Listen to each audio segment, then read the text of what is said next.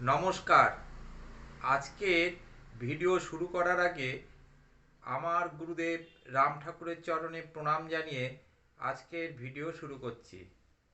আজকের ভিডিওর কন্টেন্ট হচ্ছে শুক্রের গোচর।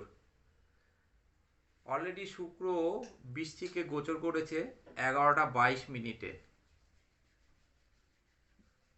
20শে ডিসেম্বর পর্যন্ত এই বৃষতেই অবস্থান করবে এই শুক্র। এর ফলে কিছু রাশি ও লগ্নের আর্থিক দিক থেকে একটা ব্যাপক পরিবর্তন হবে। প্রবল আর্থিক প্রাপ্তি এই রাশিগুলো পাবে। শুধু এই রাশিগুলো নয়, 12টি রাশির উপরেই এই শুক্রের গোচর প্রভাব বিস্তার করবে। শুক্র একদিক থেকে যেমন ধন ঐশ্বর্যের কারক গ্রহ, তেমনি অপর দিক থেকে এই শুক্র কিন্তু প্রেম ভালোবাসা এর তো কারক গ্রহ বটেই। পারিবারিক দিকটাও শুক্র দেখে থাকে। সাংসারিক সুখের ক্ষেত্রে অর্থাৎ দাম্পত্য সুখের ক্ষেত্রে শুক্রের কিন্তু একটা বড় ভূমিকা থাকে। জ্যোতিষ শাস্ত্রে শুক্র কিন্তু একটা খুব গুরুত্বপূর্ণ গ্রহ। এই শুক্র যদি অশুভ অবস্থায় থাকে নানান রোগের কিন্তু সৃষ্টি হয়। যেমন কিডনির রোগের সৃষ্টি হয়, মেয়েদের নানা রকম সেক্সুয়াল ডিজিজ তৈরি হয়, পুরুষের ক্ষেত্রেও তাই, ধাতু দৌর্বল্য রোগ, জনন ইন্দ্রিয়ের রোগ, জাতিকার ক্ষেত্রে সন্তান হওয়ার ক্ষেত্রেও শুক্রের একটা বড় ভূমিকা আছে। শুক্র ডিস্টার্বে থাকলে স্নায়ুর রোগ পর্যন্ত হয়ে থাকে, ফুসফুসের রোগও হয়ে থাকে। খুব গুরুত্বপূর্ণ গ্রহ হলো এই শুক্র। ধন ঐশ্বর্যের কারক গ্রহ শুক্র। সেই জন্য বলা যেতে পারে কয়েকটি 12টি রাশির উপরেই কিন্তু শুক্রের যে প্রভাবটা পড়ছে সেটা জাতক জাতিকাদের আর্থিক অবস্থার উপরেও কিন্তু প্রভাব ফেলবে। শুক্র যদি ড্যামেজ থাকে, লাবণ্য হানি, শুক্র ক্ষরণ, হাইড্রোসিল ইত্যাদি নানান পীড়া কিন্তু হয়ে থাকে। আমি এইবার মূল আলোচনায় প্রবেশ করছি। শুক্র বৃশ্চিকে প্রবেশ করেছে। সেই বৃশ্চিকে অবস্থান করছে রবি, মঙ্গল, বুধ। শুক্র এবং রবি একই জায়গায় থাকার জন্য দারিদ্র যোগের সৃষ্টি হওয়ার কথা, কিন্তু এই ক্ষেত্রে দারিদ্র যোগের সৃষ্টি হয়নি। তার প্রভাব অর্থাৎ দারিদ্র যোগের প্রভাব কিন্তু পড়বে না। শনি মিনে অবস্থান করছে। এই শনি কিন্তু মার্গী হচ্ছে। রাহু কুম্ভে অবস্থান করছে তার আনন্দ ক্ষেত্রে। ফলে কর্কট রাশি ও লগ্নের ক্ষেত্রে বলা যেতে পারে দ্বিতীয় পতি এবং একাদশপতি পঞ্চমে পঞ্চম পতিকে নিয়ে অবস্থান করছে, যার জন্য বলা যেতে পারে 16ই ডিসেম্বর পর্যন্ত কর্কট রাশি লগ্নের কিন্তু প্রবল আর্থিক একটা মানে প্রাপ্তির যোগের সৃষ্টি হয়েছে। হঠাৎ কোনো জায়গা থেকে অর্থ চলে আসতে পারে, যে কোনো দিক থেকে অর্থ আসতে পারে কিন্তু এই কর্কট রাশি ও লগ্নের জাতক জাতিকাদের হাতে। লটারি প্রাপ্তির পর্যন্ত যোগ রয়েছে কিন্তু এই কর্কট রাশি ও লগ্নের জাতক জাতিকাদের মধ্যে একটা যোগের কিন্তু সৃষ্টি হয়েছে। লক্ষ্য করে দেখুন, দ্বিতীয়, পঞ্চম, একাদশ একই ঘরে অবস্থান করছে, ফলে একটা যোগ কিন্তু সৃষ্টি হয়েছে। 16ই ডিসেম্বরের মধ্যে একটা প্রাপ্তি কিন্তু হয়ে যেতে পারে, একটা কেন একাধিক প্রাপ্তিও হয়ে যেতে পারে এই কর্কট রাশি লগ্নের ক্ষেত্রে। আমি আজকে যে রাশি লগ্নগুলোর কথা বলবো, সেই রাশি ও লগ্নগুলোর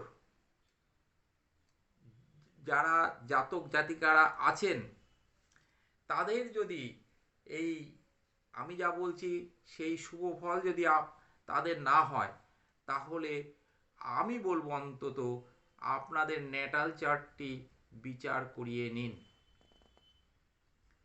ন্যাটাল চার্টটি বিচার করিয়ে নিলে এই যে বেশ কতদিন, প্রায় ধরুন 20 দিনের মতো, এই যে একটা গোল্ডেন টাইম, এই গোল্ডেন টাইমটাকে কাজে লাগাতে পারবেন।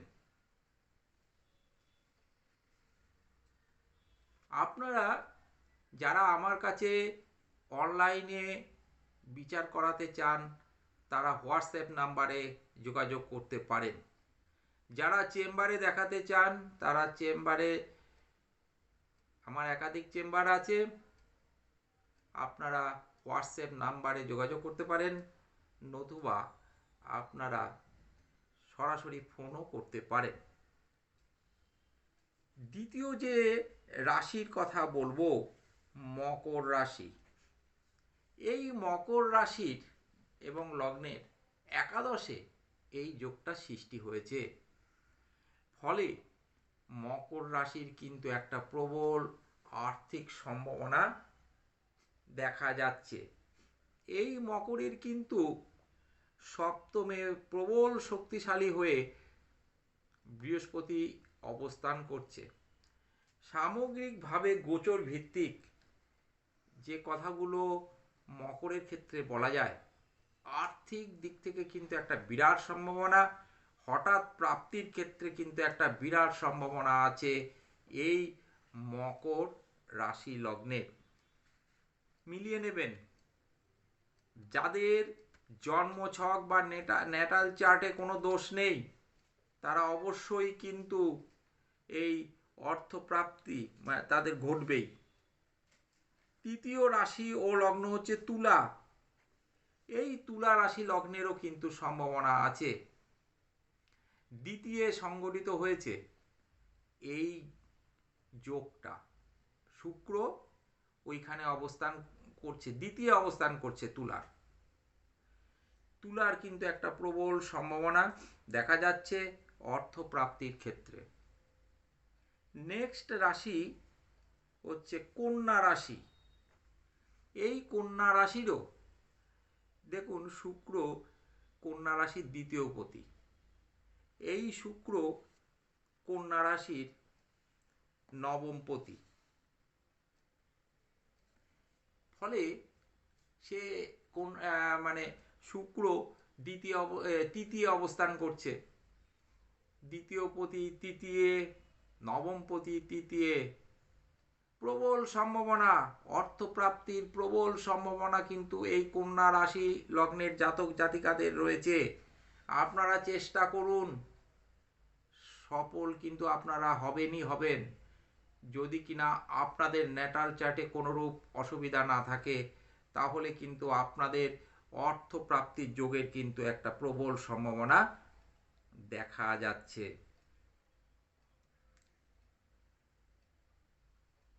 নেক্সট রাশি ও লগ্ন হচ্ছে বৃষ। এই বৃষ রাশির সপ্তমে এই যোগের সৃষ্টি হয়েছে। ব্যবসা বাণিজ্যের দিক থেকে কিন্তু বিরাট একটা সফল হওয়ার যোগ রয়েছে। লটারি শেয়ার মার্কেট থেকে প্রাপ্তির যোগ রয়েছে। যে কোনো দিক থেকে, একাধিক দিক থেকে অর্থ প্রাপ্তির যোগের কিন্তু সৃষ্টি হবে। এমনকি বিবাহ পর্যন্ত হয়ে যেতে পারে। বিবাহের সম্ভাবনা কিন্তু প্রবল দেখা যাচ্ছে এই বৃষ রাশি লগ্নের। শেষ রাশি লগ্ন হচ্ছে কুম্ভ। এই কুম্ভ রাশির দশমে এই যোগ সৃষ্টি হয়েছে। অনেক কিছু সংগঠিত হবে এই কুম্ভ রাশির ক্ষেত্রে।